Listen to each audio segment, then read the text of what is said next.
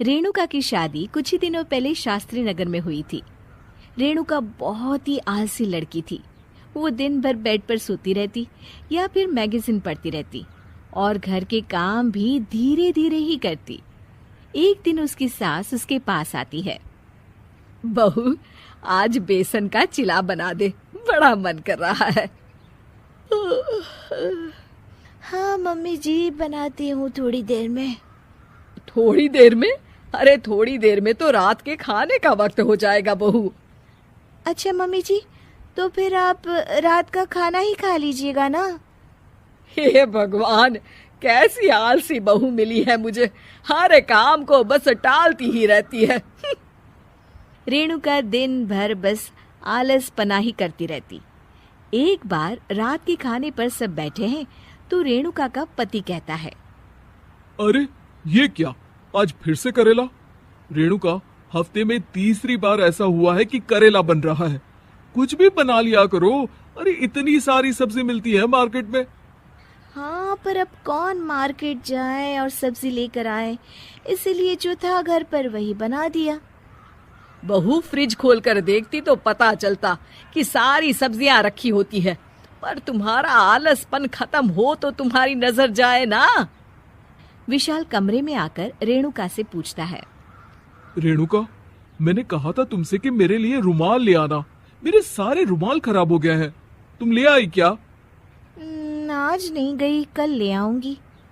ओफो, पिछले 4 दिनों से मैं यही सुन रहा हूँ। बिना रुमाल के ऑफिस जाना पड़ रहा है। तुम तो बहुत ही आलसी होती जा रही हो रेणुका। आपको रुमाल की जरूरत है ना, तो खुद ही खरीद लीजिए ना। हाँ, अब वही करूंगा। तुम्हारे भरोसे बैठा रहा तो कुछ नहीं होगा। एक दिन दरवाजे पर बेल बज रही होती है और रेणुका सोफे पर बैठी होती है, पर आलस में दरवाजा खोलती ही नहीं। अरे बहू, कितनी देर से बेल बज रही है? क्या कानों में रुई डालकर बैठी हो जो सुनाई नहीं दे रही बेल? मम्मी जी, अब आप आ ही गई हैं तो आप ही खोल दीजिए ना दरवाजा। क्यों मुझे ताना मारकर और देर कर रही हैं? अरे वाह, उल्टा चोर कोतवाल को डांटे।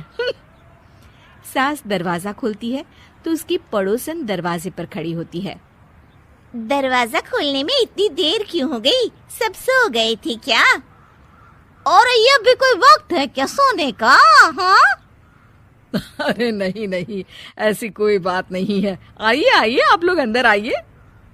ओफो, इन सबको भी अभी आना था। अब मम्मी जी लगा देंगी मेरी ड्यूटी किचन में। बहू पकोड़े तल दे, बहू चाय बना दे।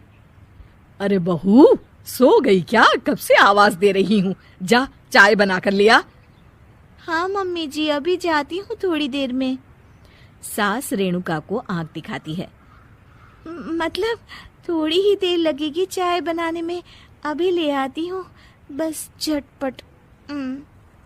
रेणुका रसोई में जाती है और इसी आलसीपन में वो चीनी की जगह नमक डाल देती है। जैसे ही सब चाय का घूंट भरते हैं, चाय थूक देते हैं। थू थू थू थू, ये कैसी चाय बनाई है तूने रेणुका? इसमें तो सारा नमक भरा है। हाँ, और ये पकोड़े, इसमें इतनी मिर्च है कि मेरी तो हालत ही खराब हो गई खाकर। और रेणु जी, आपकी खातिरदारी में पहले तो कभी कोई कमी नहीं रहती थी, पर जब से आपकी ये बहू आई है ना, मामला कुछ गड़बड़ा सा गया है। हाँ हाँ, जहाँ आप इतनी एक्टिव हैं, वहीं आपकी बहू एकदम आलसी, एकदम राम मिलाई जोड़ी लगती है।